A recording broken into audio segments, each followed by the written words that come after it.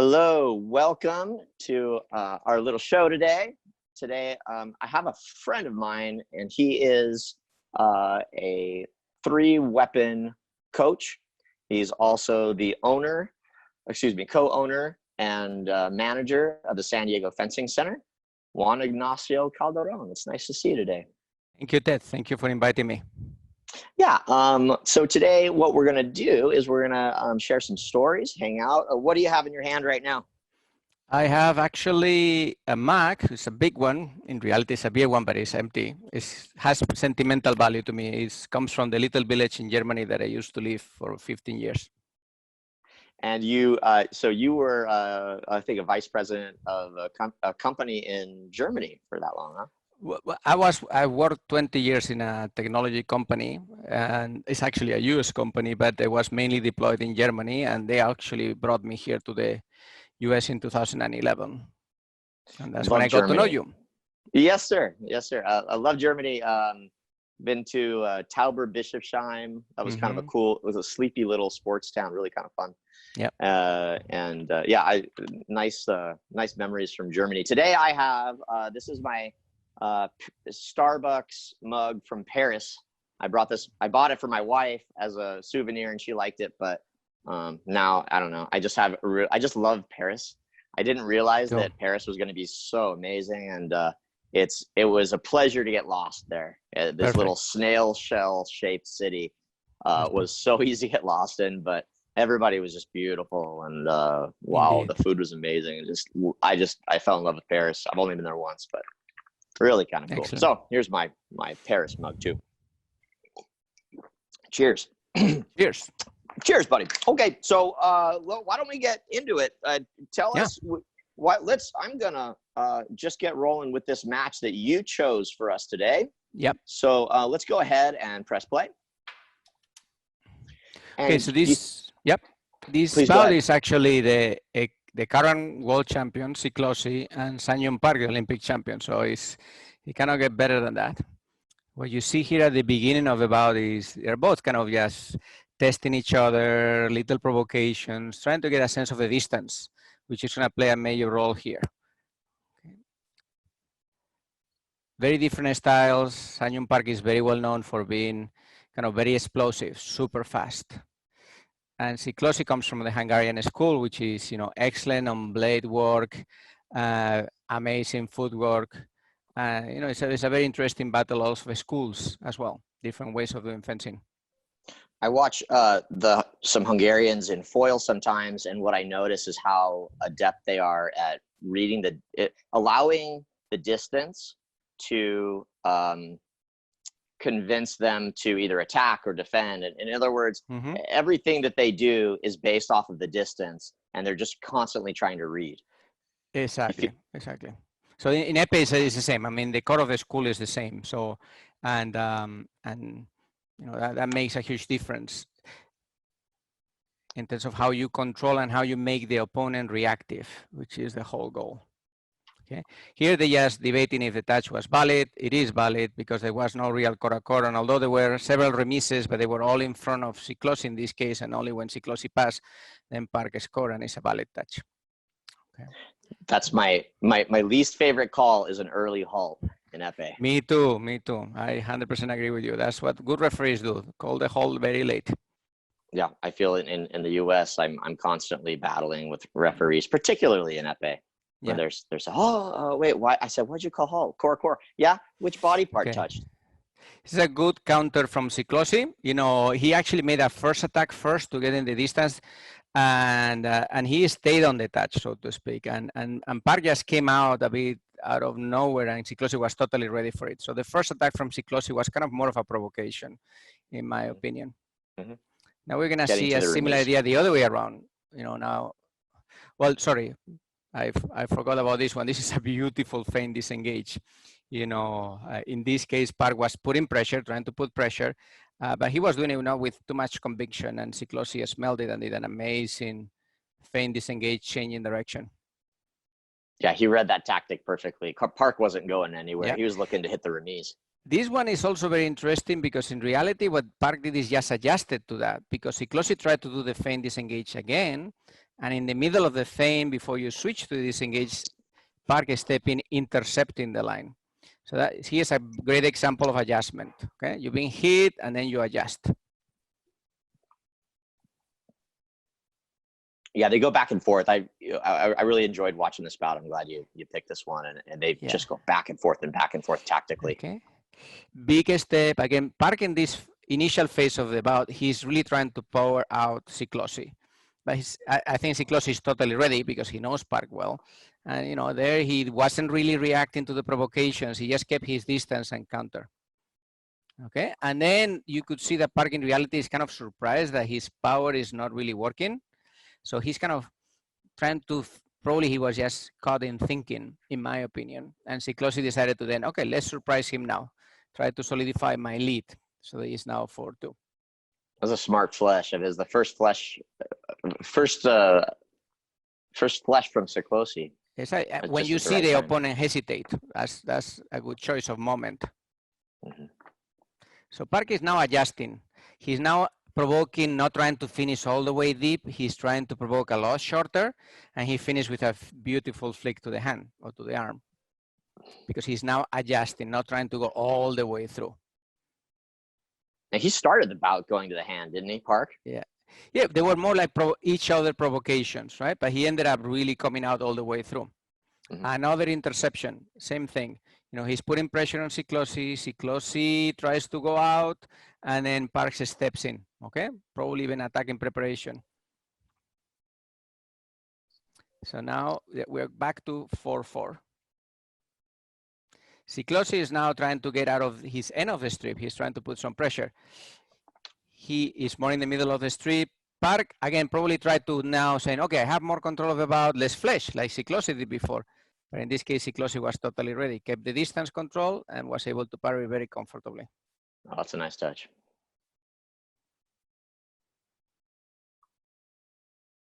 So we're going to get to the end of this period. You see a lot of back and forth. I would say Siklosi had the control of this period for longer, okay? But kind of, despite even the last parry, towards the end, Park was the one making the adjustments by primarily not trying to just power his way through, but you know, provoking a lot shorter, trying to go more to the advanced targets of the hand, pushing Siklosi towards the end of his strip to make him come out and intercept him. That was a very clear change in strategy. So we'll see how it starts in the second period, because Siklosi probably needs to go back to change something, but Park is going to try to keep it the way it is right now. Really good. Tell me, you're an FIE referee. Did you referee in Epee? I referee in Epee, and I refereed the final of a World Cup once in Epee, and I actually made the wrong call once. I gave a yellow card when it should have been a red card, and the president of the FIE stood up and came and told me personally. That was an experience. Wah, wah. That's a nice thing on the resume, though. You got you're an FIE referee. That's pretty cool. Okay, what are I always recommend people take a look at the first touch in the second period, because then you know what both camps are thinking and how they want to adjust for the second period. Tell us what you're thinking. Both coaches are telling these guys. Yeah. So I think Park, as I said before, when he finished, he's going to try to keep that pressure in Siklosi towards the end of the strip with very short pressure, more provocations to the hand, maybe to the foot, and try to make Siklosi come out. Okay, and I think Siklosi is going to try to put some counter pressure not to come out, to see if he can get out of that space and provoke, make Park potentially come out or become reactive. So you see, that's another interception, exactly what Park was looking at. Okay. Yes, the provocations became to each other. The distance was really close between the two, and the provocations back from Siklosi were getting closer and closer. And then Park was able to time that interception, closing the line beautifully, you know, to tie the match. So was that an example? The momentum right now is on Park. Okay. You're saying interception. Was that an example of interception, or was that just an attack? Yes, because it's not at the beginning of the preparation. It's kind of in the middle of the action when Siklosi is kind of changing lines, maybe feint disengaging, and Okay. Park knows in which line he's going to finish, and he just steps in and closes that line. Just to define that for our viewers, an interception is usually some kind of counterattack on the blade with opposition. Yeah, and it requires that you step in. So, you know, a more classical counterattack, you touch and go backwards. In this case, you need to step in. You need to close the distance to really close that line. Okay, you saw now Siklosi knows that he needs to change something. Okay, so he is, you know, now pushing, getting out of the end of the strip. You know, one of the things you first do when you know you need to change something is change the distance or change the space of the strip that you're fencing at. So you think it's Siklosi is pushing Park back to change some things? It's not working yet. And that was another kind of interception. You see, he went probably a bit out of distance, Park read it really well, and again, he stepped in, closing the line again, yet another interception. Mm-hmm. Okay, but that doesn't mean that Siklosi is wrong in bringing the bout more towards Park's strip.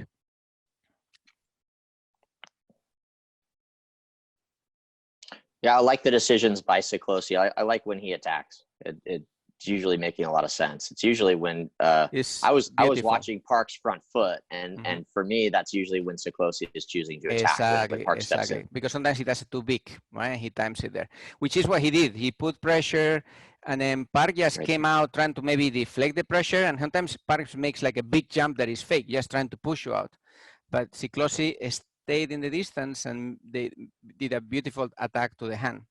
Yeah, that sixth touch by Siklosi was a perfect example of that. Park jumps way back and then kind of steps in almost by rote. Yeah, and Siklosi finds the moment to attack. And you see that Park was very reactive. He actually searched for the blade, and so you know you're right when you make the opponent react. Then you have the moment, you have the timing, you have the distance. Yeah. Oh, you know, beautiful, right? Again, Park was trying to corner Siklosi back to the end of Siklosi. He managed to contain that. He kept it more in the middle.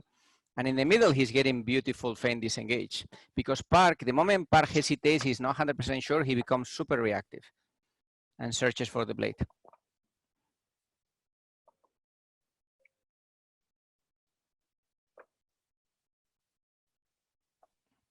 So this is going to be the last few seconds of this period.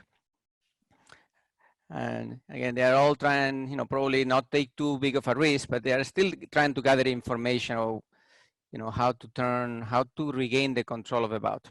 We started with Siklosi controlling, Park took over, now Siklosi took it back. Okay, so that's going to be a very interesting third period. Just to jump in and maybe switch gears just a little bit. So, you know, everybody's doing a Zoom meeting in their garage right now or in their study. How is your club reacting? How are your students improving in this climate of Zoom and workouts from home? It is hard, but you know the beauty is, since everybody's kind of in the same conditions, kind of locked up in their homes, you really find opportunities to do things. So we get into things. We're trying to keep obviously the conditioning, footwork sessions that we can always do remotely. And the other thing we're doing actually a lot of what we're doing today with you, Ted. We are doing a lot of tactical reviews of bouts, their own fencing, because that is something that sometimes you don't have enough time to watch enough fencing, to analyze it. And we are unfortunately just trying to take advantage of that because we are in the perfect conditions where you can get that focus and attention. So I think we're gonna maybe come out with a few more pounds, but a lot smarter out of this, you know, lockdown. I've felt as though a lot of my students who are doing footwork every day look better than they did, you know, even without any fencing. I'm going, wow, it's pretty coordinated, you know. It's almost like I can teach some of these kids anything right now. Very good.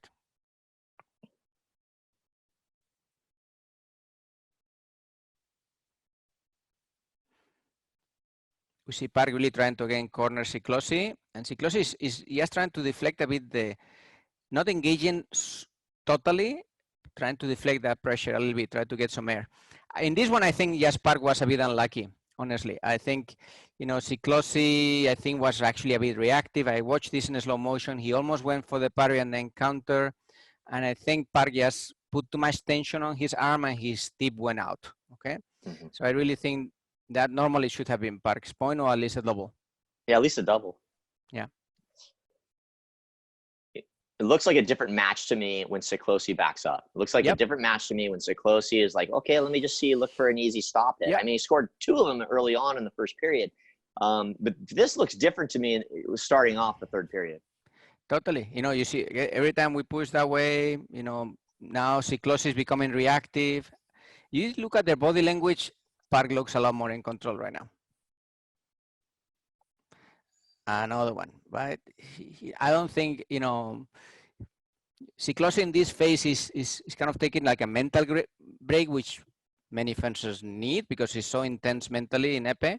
Sometimes you just get 2 or 3 points where you're just hoping that things are going to work out. So he's not really working that well. And Park sees that opportunity. He's pushing and he's really driving the dialogue there within the distance. Mm-hmm. And he just tied the match. And you see, that's another example. Yes, it's a beautiful touch to the foot, but it's because Siklosi wasn't doing anything. And, you know, Park could pull out of his technical abilities to score a touch, which is normally what he would do against a lower level fencer. Okay, but it's because Siklosi kind of stopped working for a little bit. It sure looks like that. So time for Siklosi to wake up. He's done it before. You see, he's pushing back.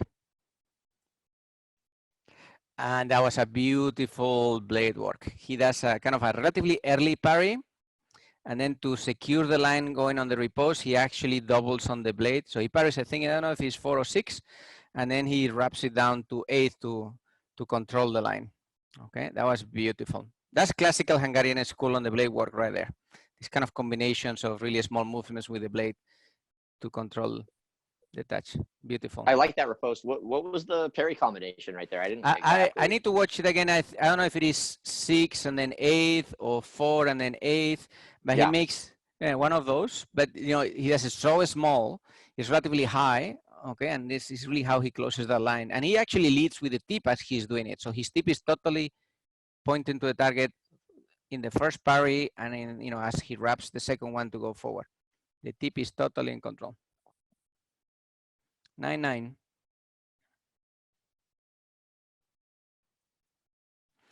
So here what we're gonna see is, you know, they're getting to the last minute of the third period. They are 9-9, and there's a bit of nobody wants to commit a mistake. You see Park try to implement, okay, I'm gonna push him back, but I don't think he felt totally confident to stay there in the game. Siklosi is also not wanted to take huge risks.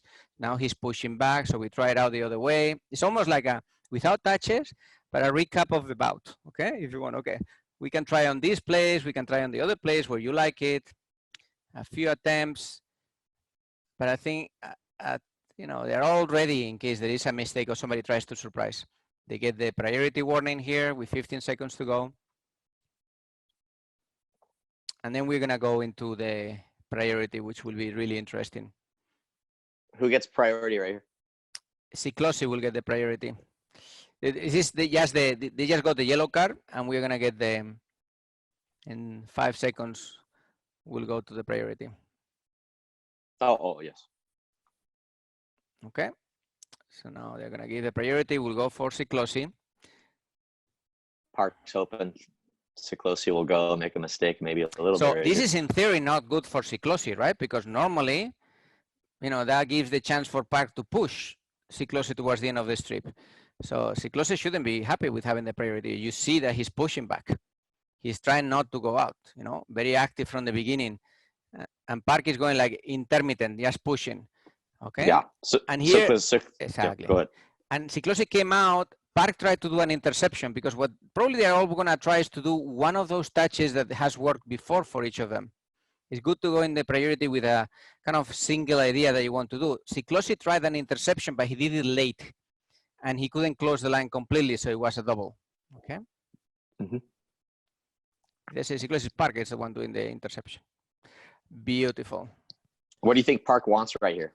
So in this case, what happened is that, as you said before, sometimes Park makes a big step, okay? And the way he was trying to do it now, maybe we can pause the video. He was trying to push Siklosi towards the end of the strip, okay? And the way he did it was kind of in an intermittent way. So he was making like a big jump forward, okay? Almost like with the body, just pushing, hey, hey, get out, get out, get out. And, you know, Ciclosi saw that before. He saw some previously in the bout, he managed to do that with a feint disengage really small. So he was ready to time that out. And the moment Park actually made one of those big jumps, just with the sole intention of pushing, Ciclosi went right in. And Park had good skills. He tried to duck, to deflect that, okay? But he couldn't, and the touch just happened there, okay? That's my way of reading it from looking at their body language. Obviously, I'm not in their mind. The other option is that Park really wanted to provoke the ducking, that he really wanted to push to make Ciclosi come out and just time a good ducking below. I've seen him doing those type of touches before, but from the way it plays out, I think probably is the other way around, that he was actually surprised by Ciclosi coming so fast and so decisive, and in that particular moment, right at the beginning of his jump forward. Yeah, for me, it was the wrong tactic to do. I mean, Park hit it once during the match, but he got hit a few times stepping in like that. How Ciclosi likes to counterattack in the prep. It's risky, especially against Ciclosi, right? And this is sometimes what these high-level fencers, and also, you know, Sang-Yoon Park, Olympic champion, he's super powerful physically, great technical skills, and against a lower level fencer, they can pull out of those resources only, okay? But when it comes to a higher level, you need to, is the tactics, is the decisions that you take that really make the difference, okay? So, you know, he just took a risk there. He did it like probably 2 or 3 times in the bout, and as you said, none of them actually were. Ciclosi consistently was able to take advantage, and that's what made the difference. Okay. Mr. Juan Ignacio Calderon, it's been a pleasure today. You know, you're a smart dude. You know what you're looking at. You know, from being an FIE referee to being a club owner and manager. I really appreciate your input, and this was a good session. Thanks, buddy. I appreciate you. Thank you, Ted. Anytime. Okay. Take care. You too.